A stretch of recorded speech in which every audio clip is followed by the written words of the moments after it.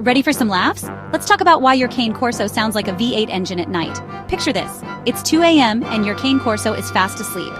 But wait, what's that noise? Yep, that's not your neighbor revving up a motorcycle. It's your furry friend snoring like grandpa after Thanksgiving dinner. Why, you ask? Well, that powerful chest and broad muzzle are built for protection and power, but they also make for one heck of a snoring machine.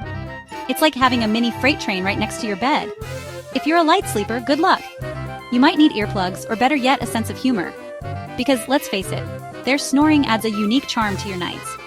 So next time you hear that rumble, just remember, it's your cane Corso's way of saying, I'm here to protect you. In my sleep.